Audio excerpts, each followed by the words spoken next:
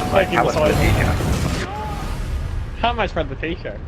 No, Core, imagine this. Imagine you're getting the beefiest X, okay? You've killed like 9 people. You're kiting around like a god. Everything's going great.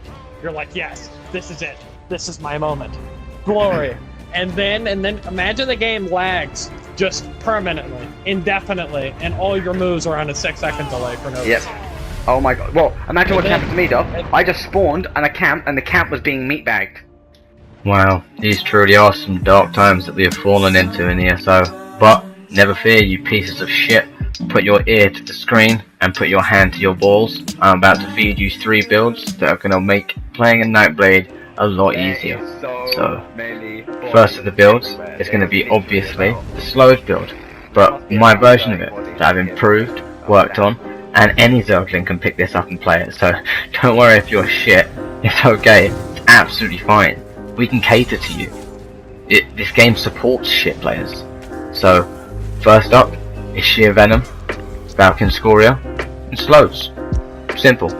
Little things will help, like a battle axe of Slows, instead of having a sword for extra damage. Do you want to have extra bleed?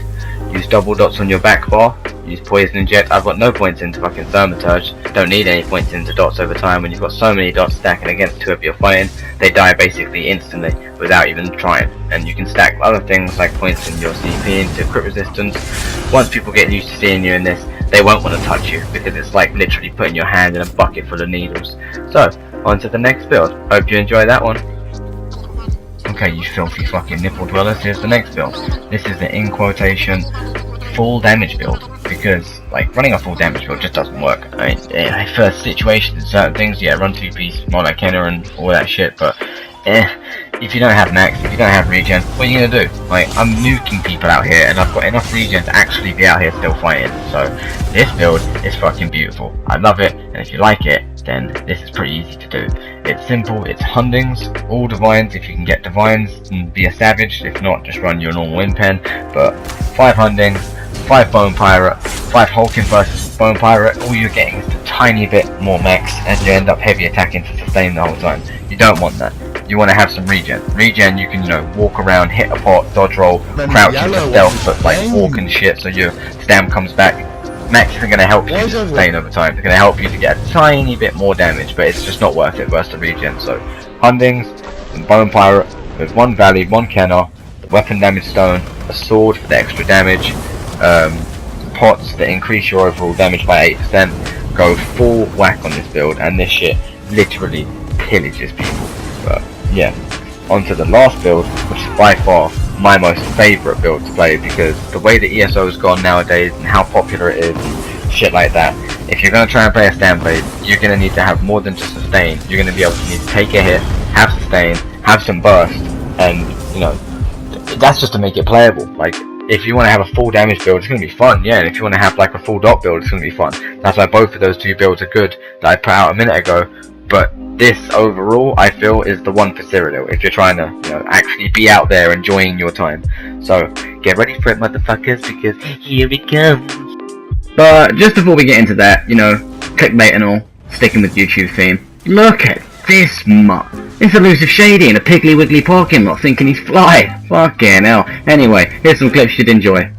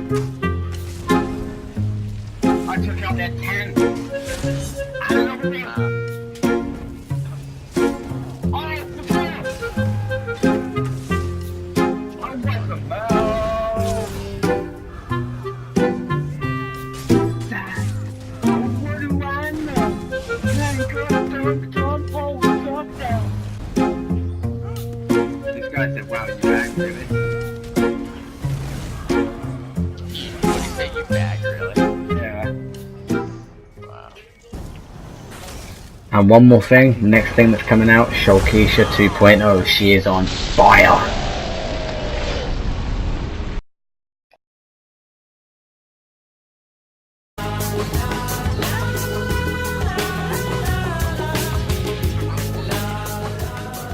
So, the build is as followed: 5 Cowards, 5 Bone Pirate, and 2 Lord Warden.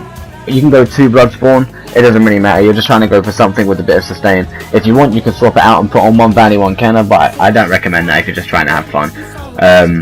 But yeah, with 2 Bloodspawn you get a lot of your ult kicking back. With the Cowards you get your speed, the protection when you're running. It's just the fact that you can walk most of the time, have good regen, and if you need to sprint, it's half the sprint you usually would do, burning half the stam you usually would do to get away, plus you're not going to get hurt as bad because of the protection.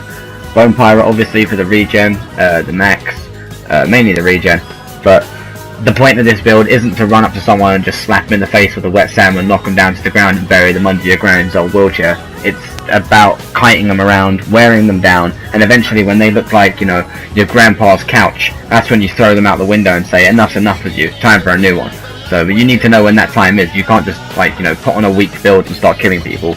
You need to manipulate who you're fighting. And you can't just do it to everyone you're fighting. Certain things like, you know, Mag Stalks with Rune Prisons will be a lot easier to fight, or Rune Cage whatever it's called, because you're going to have so much sustain, so much resistances. You're going to be able to break away, streak or run away, and whilst they streak and burn their shit off you, they won't be able to be on the defensive. They'll have to be on the offensive, giving you a chance to burst them. But it's up to you what you do. I just prefer running something with sustain, and the way ESO has gone, you can't sustain, have damage, be tanky, burst people, have crazy heals, all in the same build. Like, you might get lucky and have moments when you're fully buffed or you have outside buffs coming in, but in general you're going to want a build that can 1, sustain, and 2, a decent heal with a little bit of burst. And if you're going to try and get all those things together, like I just said, it's almost impossible. You have to stack heavily into one thing, work your way down from that into something else, and when they're both about even, if you're lucky, you could put something somewhere else. Like, for example, stack stam recovery, and once your stam recovery is really high, then work on your max, take a bit of recovery away, and when they're decent, maybe try and add a bit of weapon damage.